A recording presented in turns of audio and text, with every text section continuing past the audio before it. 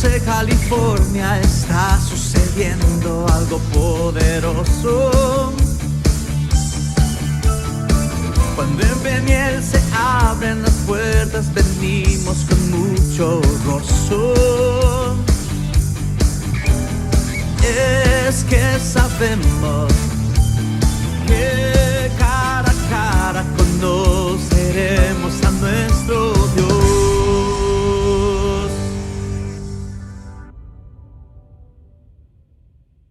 Vamos a irnos al segundo libro de Samuel, capítulo 5.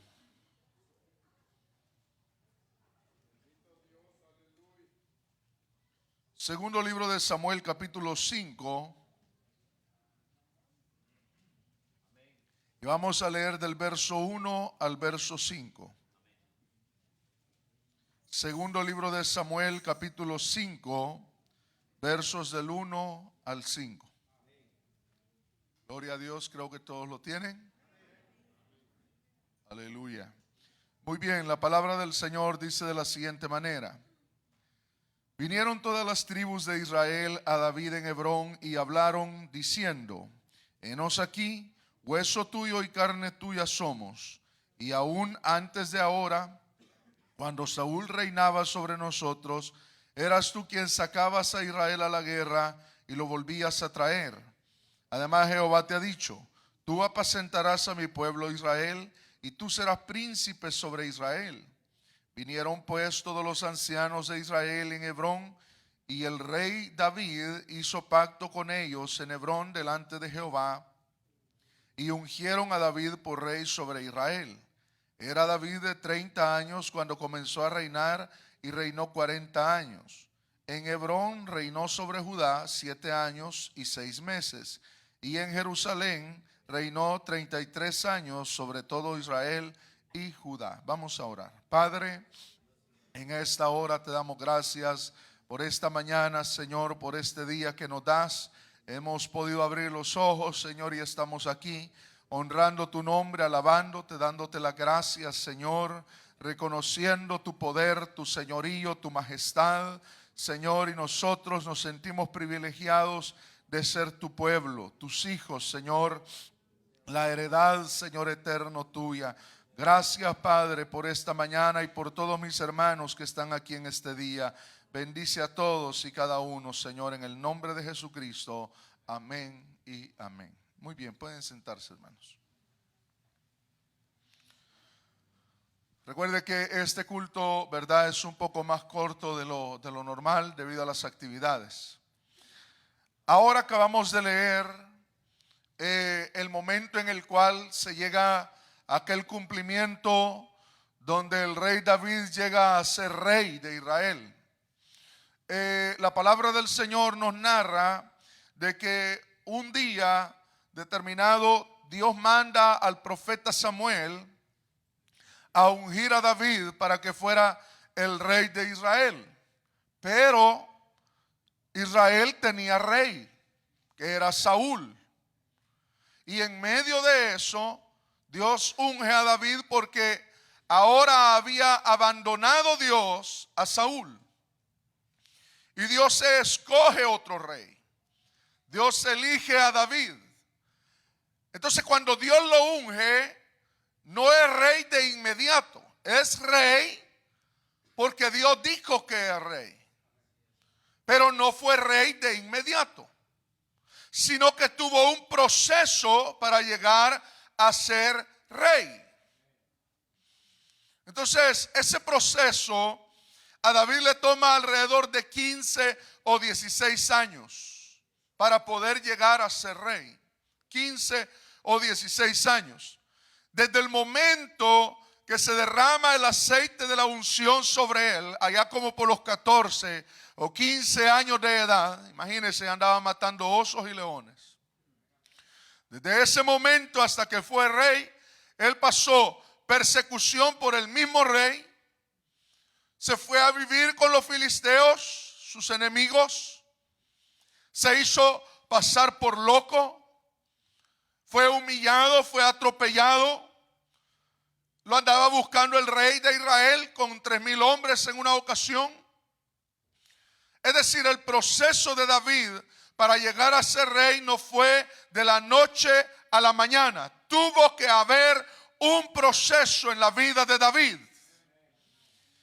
Ahora quiero extraer algunos principios de esto, porque los principios de la Biblia son importantes para lo que vivimos nosotros hoy, y sobre todo porque quiero dejar algunos principios que nos ayuden en esto de las elecciones y el nuevo liderazgo de la iglesia. Uno de los primeros principios que yo quisiera exponer en este día es: nadie te puede quitar lo que Dios te ha dado. Nadie. El diablo no se lo puede quitar. La gente no se lo puede quitar. Porque lo que Dios da, Dios lo da y solo Él puede revocarlo. Nadie más. Si Dios dice que usted es bendecido, créalo que hay bendición en su vida. Si Dios dice que usted es hijo de Dios, usted es hijo de Dios. Deje de andar creyendo lo que el diablo dice. A veces el diablo llega y le dice que usted es un derrotado, que en usted no hay bendición, que usted está mejor en el mundo, que usted no sirve dentro de la iglesia. Pues déjeme decirle que él es padre de mentira. Hay uno que dice que le ama. Hay uno que dice: no te dejaré, no te desampararé. Mío eres tú. Yo te redimí, yo te puse nombre. Aleluya. Entonces nosotros tenemos que entender de que irrevocables son los dones y el llamamiento de Dios. El único que puede cambiar las cosas es Dios. El hombre no puede alterar los planes de Dios. Parece difícil a veces entender que Dios estaba en el asunto o que Dios está en los asuntos cuando las cosas no van como nosotros queremos. Probablemente David, qué sé yo, no sé, se le han de haber pasado cientos de pensamientos en su cabeza. ¿Y ahora qué? ¿Qué va a pasar conmigo? ¿Qué significa este aceite? Porque ni siquiera el profeta Samuel le deja instrucciones de qué es lo que va a hacer o cómo va a pasar, cómo va a ser la transición de un rey a otro rey. Dios no le deja nada, simplemente llega Samuel, lo unge, comen en la cena, se alegran y dice: Dios les bendiga. Y se va. Y no lo vuelve a ver. Eso es impresionante. Entonces, usted no se tiene que preocupar de cuánto se tarden las promesas de Dios o si las cosas no van como usted desea que vayan. No cuestione a Dios. No dude de Dios. Él dijo y Él hará. Su palabra no puede ser revocada. Como Habacuc dijo: aunque la visión tarde, llegará. Entonces nosotros tenemos que aprender a trabajar en ese reloj y en ese tiempo de Dios. Dios tiene sus tiempos, Dios tiene sus maneras, Dios tiene sus métodos. Pero si algo nosotros tenemos que entender es de que Dios tiene momento y ocasión donde hace todas las cosas. Nosotros a veces esperamos que las cosas sean de la noche a la mañana, pero no, tienen un proceso. El primer principio es: nadie le puede quitar a usted lo que Dios le da. Yo no me aflijo cuando salgo y será que me quitan de pastor, y será que quién sabe quién se quiera apoderar de ese púlpito. No. Es una cosa que está en uno, una seguridad de que esto no es, bueno, ahora el hermano Álvaro tiene un título que dice pastor de la iglesia y el que se robe ese título, pues él va a ser el próximo. Eso es imposible. Eso es imposible. Porque lo que Dios da, el hombre no lo puede quitar. Solo Dios. Y así los privilegios. Así los privilegios. Así la gracia de Dios. ¿Sabe que uno de los grandes problemas que nosotros enfrentamos en la iglesia de Dios hoy en día es el querer tener títulos? Nadie ha peleado tanto por nombres y títulos y fama y querer ser visto y amado que este tiempo. Todos quieren un nombre. Y si no se me da el nombre, entonces yo me siento triste, yo me siento denigrado, yo me siento lejos de Dios. Los nombres solo son nombres. La gracia de Dios sobrepasa los títulos que el hombre pueda dar. El que vive bajo la gracia de Dios puede andar en la calle, puede estar en el trabajo, puede estar donde sea, pero siente la gracia de Dios sobre él en su vida. Entonces los títulos salen sobrando cuando la gracia de Dios está en usted. No se deprima si no se ven una nómina, si no votan por usted. Yo siempre le cuento de que cuando allá en mis tiempos de niñez, cuando hacían las votaciones, siempre aparecían los nombres, ¿no? En una gran pizarra. No eran pantallas como ahorita. Pero en un pizarrón ponían todos los nombres de las personas que estaban para el privilegio. Y decían, hermano Álvaro sacó 0 votos, decían. Y después decían, hermano fulano sacó 55 votos. Entonces uno podía ver cuántos votos sacaba. Y habían hermanos que solo un voto sacaban, el de la esposa, ¿verdad? Entonces la gente se entristecía, la gente se deprimía. Usted tiene que entender que hay algo más grande que títulos. Hay algo más grande que lo que el pastor le pueda dar. Hermano, si usted anhelara el bautismo en el Espíritu Santo, eso vale más que 1000 títulos que usted pueda tener. La gracia, la misericordia de Dios en su vida, aleluya. ¿Cuántos quieren la misericordia de Dios? Aleluya. La Biblia dice, porque mejor es tu misericordia que la vida, aleluya. Oh, gloria a Dios. Pero no, hoy todo el mundo quiere un título. Todo el mundo quiere un reconocimiento. Todo el mundo quiere un privilegio. No es malo anhelar un privilegio, un título, pero eso no lo es todo. A veces nosotros no sabemos lo que deseamos porque no entendemos la responsabilidad que conllevan las cosas. Y a veces las responsabilidades demandan de nosotros nuestro tiempo, la calidad de tiempo con familia, preocupaciones extras, oración, santidad, estar cuando nadie quiere estar, predicar cuando no llega el predicador, cantar, enseñar. La gente es bien bonito cuando nos paramos aquí y dicen, ay, yo un día voy a estar ahí, voy a ser presidente de estos señores rebeldes, con todo el respeto. Y así dicen, porque no entienden la magnitud de lo que piden. Antes de llegar ahí, Dios los tiene que procesar al ser humano. Y eso yo no lo entendía. La gente piensa que agarrar privilegios dentro de la iglesia es solo así.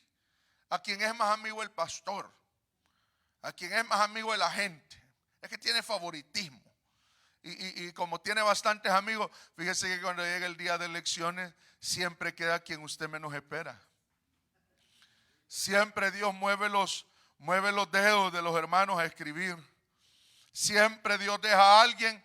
A veces Dios deja a alguien que nos va a hacer orar ahí en ese grupo, en la directiva. Siempre Dios le deja a alguien que lo va a hacer ayunar. Siempre Dios le deja a alguien que lo va a procesar a usted. Entonces ese es otro principio, que antes de los privilegios tiene que venir el proceso. A David, ¿sabe quién Dios usó para procesarlo? Su propio líder.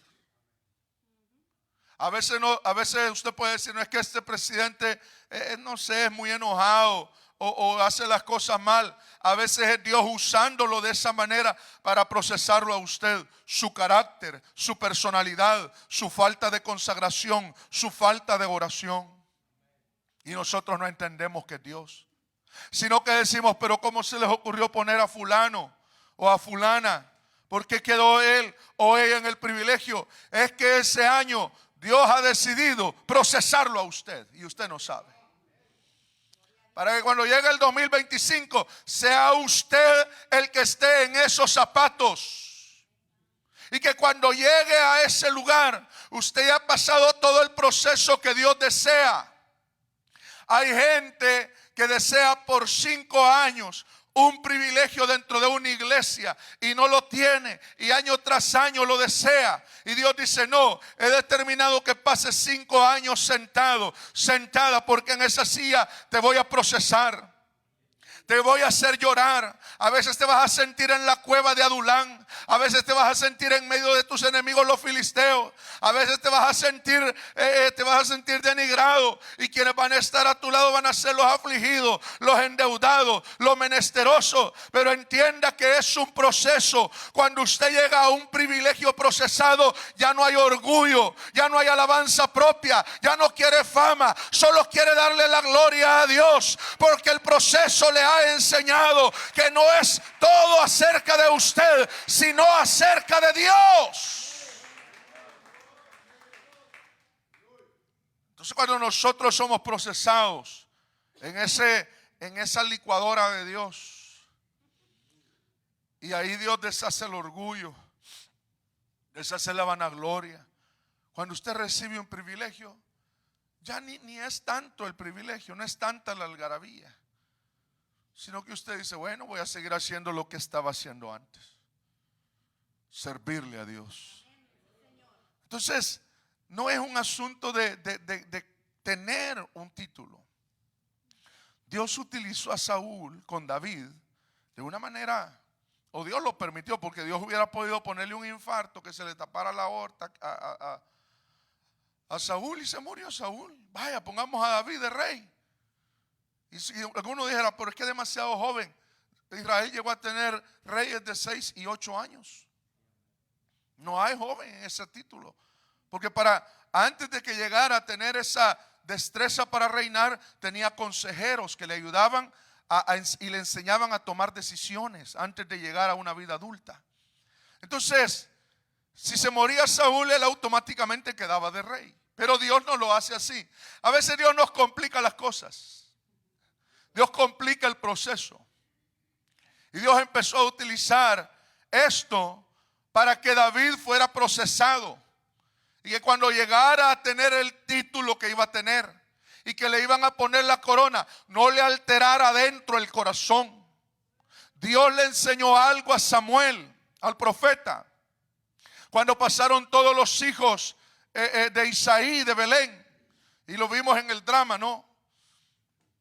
Samuel decía: este es el próximo rey, es alto, está en el ejército, se le ve que tiene señas de guerra, este sí va a poder.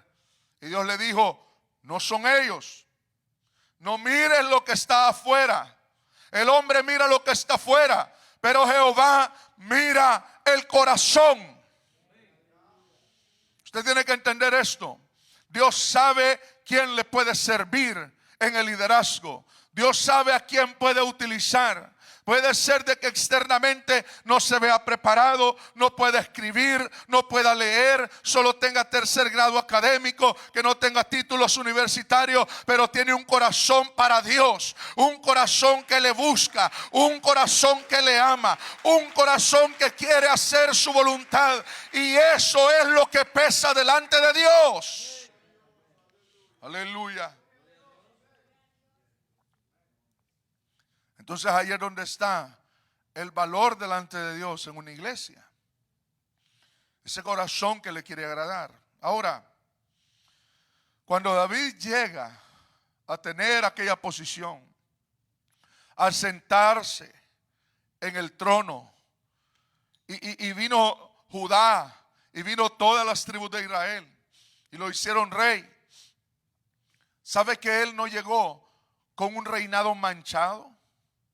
¿A qué me refiero con esto? David había tenido 2 oportunidades de matar a Saúl, pero no lo hizo. En la primera ocasión, Saúl sale a buscar con su ejército a David en el desierto y les agarra la noche y dice: hay que buscar algún lugar para dormir, y se van a una cueva. Y sabe que en esa cueva, en lo más profundo, estaba David con sus valientes. Y los que estaban a la par de él le dicen: David, ahí está la oportunidad que Dios te había dicho. Mire cómo es el diablo. Quería hacerlo hablar del ungido, tocar al ungido de Jehová para llegar a una posición. Dios tiene un momento para todo. David era inteligente. Él no respetaba solo a Saúl, respetaba que sobre esa cabeza y sobre ese cuerpo también un día se había derramado el aceite de la unción de Dios. Entonces David dijo: no, líbreme Jehová de tocar al ungido de Jehová, porque ¿quién tocará al ungido de Jehová y saldrá ileso? ¿Quién? Entonces viene él y se va sigilosamente y corta una parte del manto de Saúl. Y él se turba cuando hace eso, él se asusta y dice: bueno, ¿qué he hecho? No era porque por lo que había hecho, sino porque había tocado el manto, parte de la ropa que tocaba el cuerpo donde había sido derramada la unción de Dios. Y David dice: eso es demasiado lo que he hecho, que Dios me perdone. Esa fue la primera ocasión.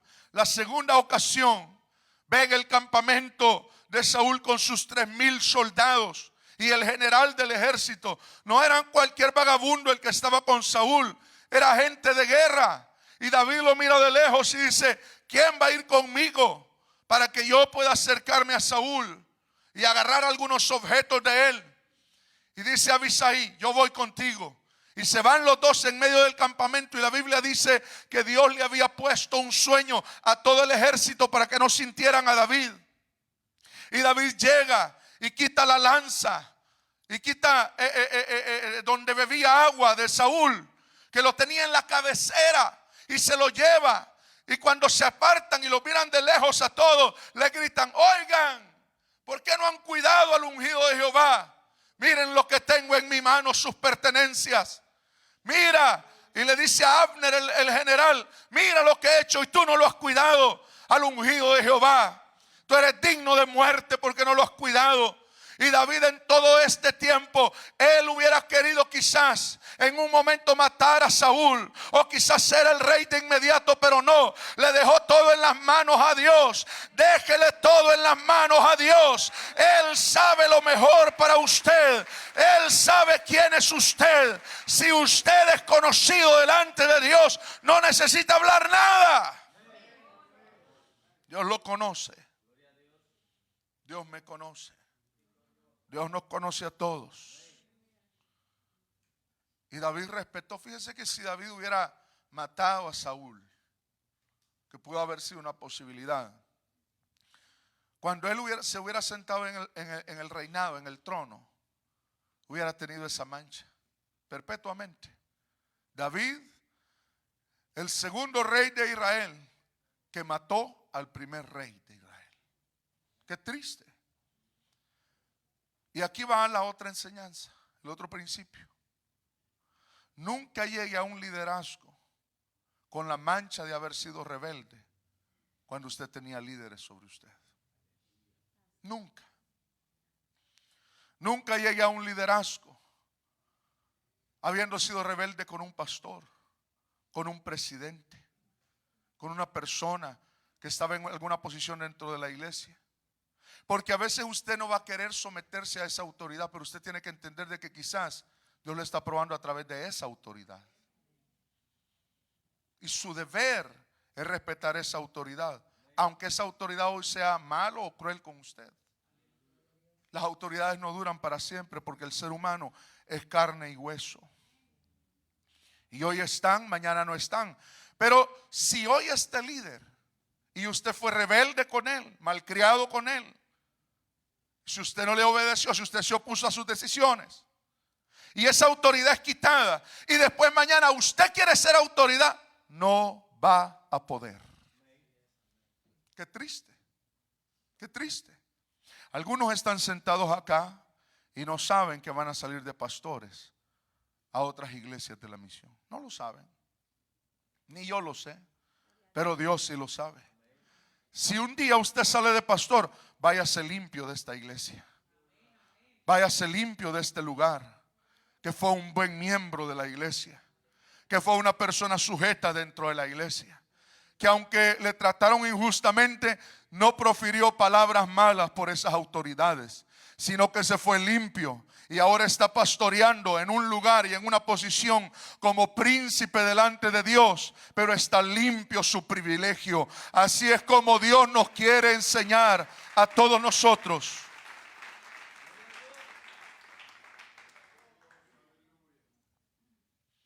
Muchas personas, sobre todo en este país, se dividen las iglesias o dividen iglesias. Se quedan con una parte de la iglesia y se autoproclaman pastores. Eso es peligrosísimo. O el grupo de gente le dice, pero es que usted es el mejor para ser pastor. Eso es peligroso. Porque si no tiene llamado de Dios, se va a ver en una situación muy apretada y difícil. Y no va a tener la ciencia para pastorear una iglesia. El pastorado no es de la gente que sea, mire, pero qué amoroso. Y mire, es que tiene miel en los labios y azúcar en las manos. Ese hermano va a ser pastor. No. Es alguien que le guía a la vida eterna. Que le corrija cuando tiene que corregirle. Que ora por usted cuando tiene que orar por usted. Entonces, sucede muchas veces de que pasa eso. Y esto se da mucho en Estados Unidos. Que se dividen iglesias y pasan ese tipo de cosas. Eso es el pan diario de Estados Unidos. Pero qué tristes están en un privilegio manchado. Sentarse en una autoridad teniendo una mancha. Bien difícil. Para uno es difícil. Entonces usted tiene que pensar en este ejemplo del rey David. Que él llegó al reinado y llegó a esa posición que Dios le dio, habiendo respetado al ungido de Jehová. Y aquí vamos con otro principio.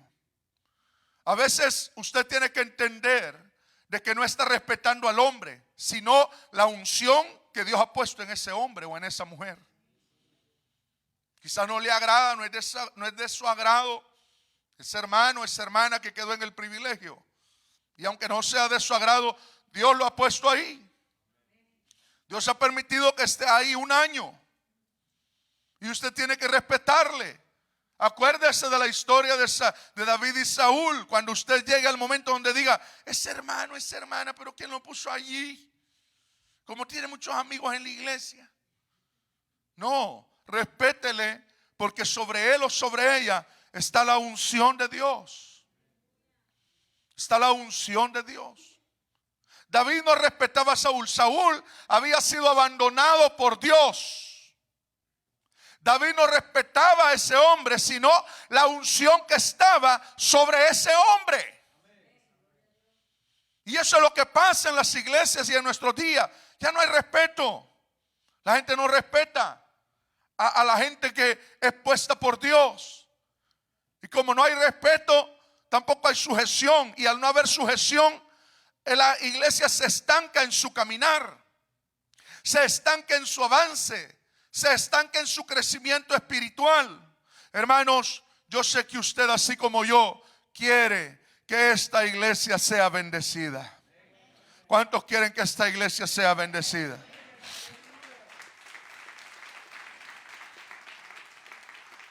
¿Cuántos quieren que esta iglesia avance? Avanzar significa ir hacia adelante, que crezca, que podamos conquistar cosas, un templo, más almas, diferentes otras cosas, que haya sanidad divina, que haya liberación, que haya bautismo en el Espíritu Santo.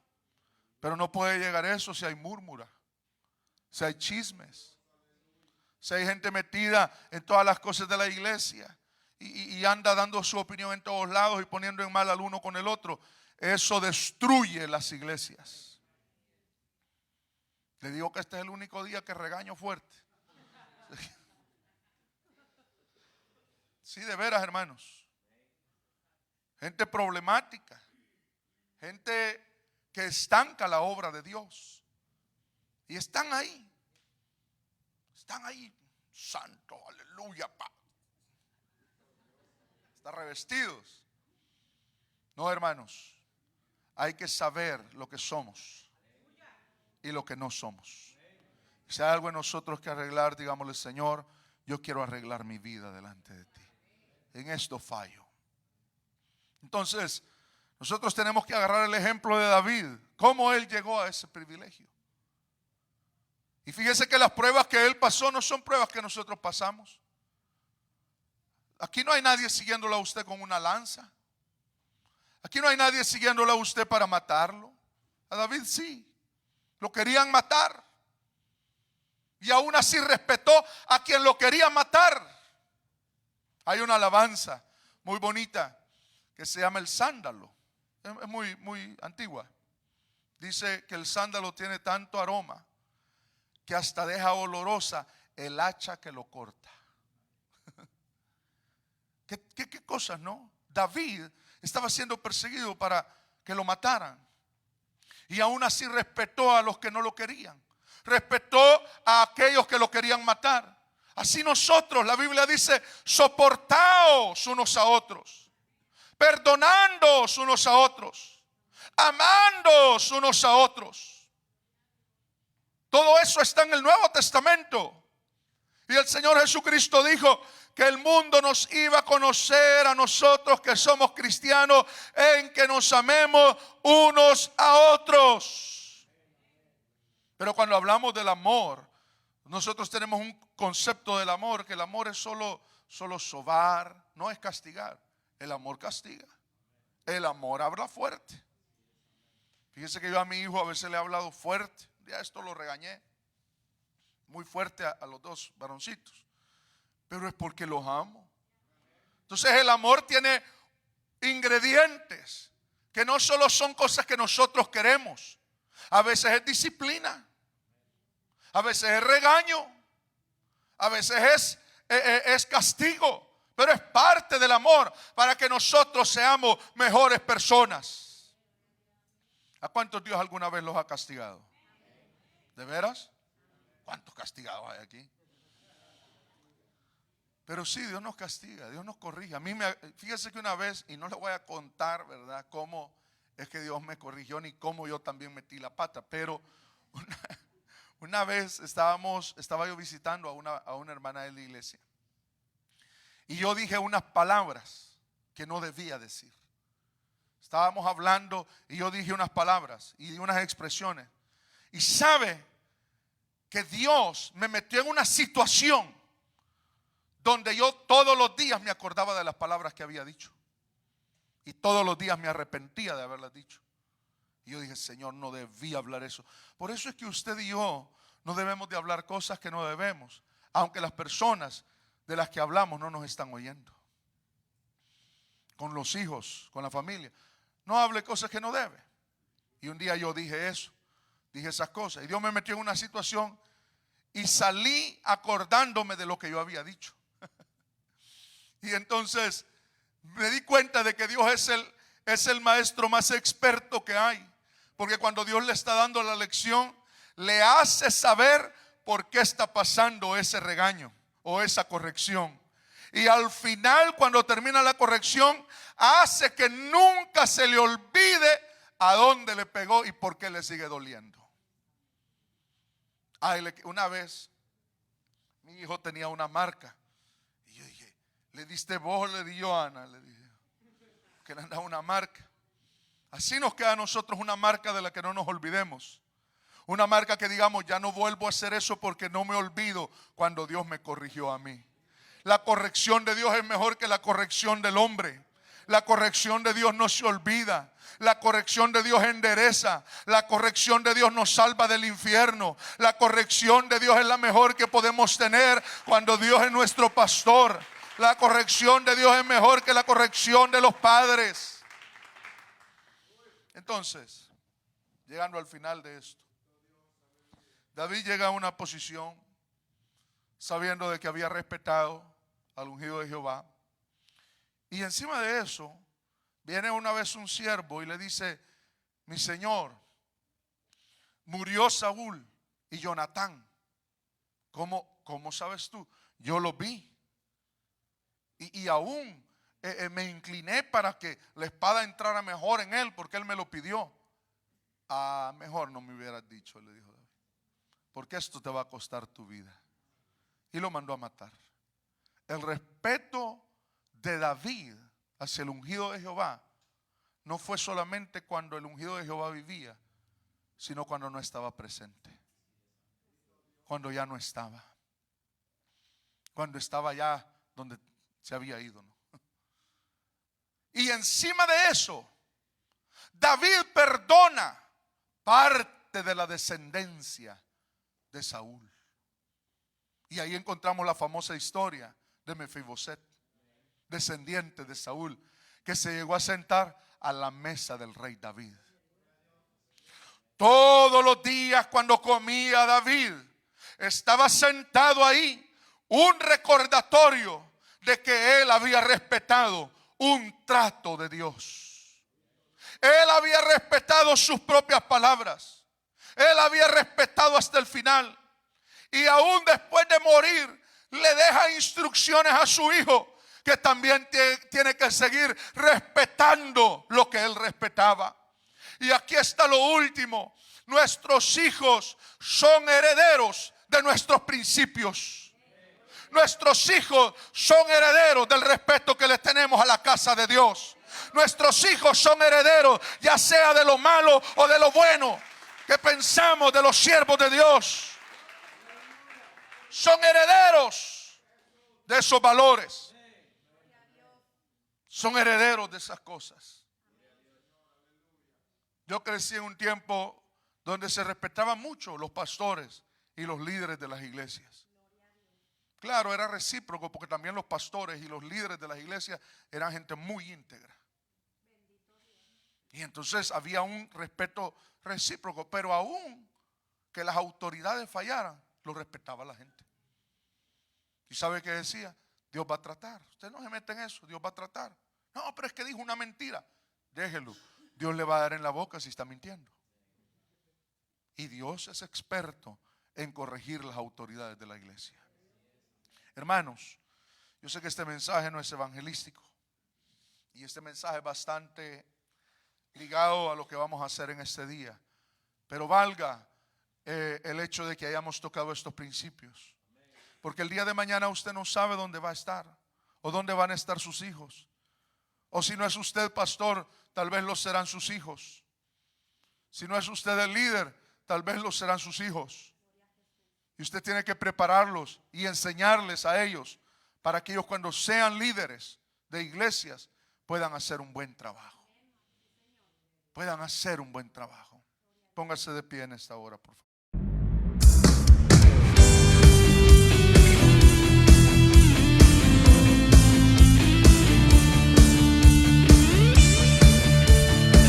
En San José, California, está sucediendo algo poderoso. Cuando en Peniel se abren las puertas, venimos con mucho gozo. Es que sabemos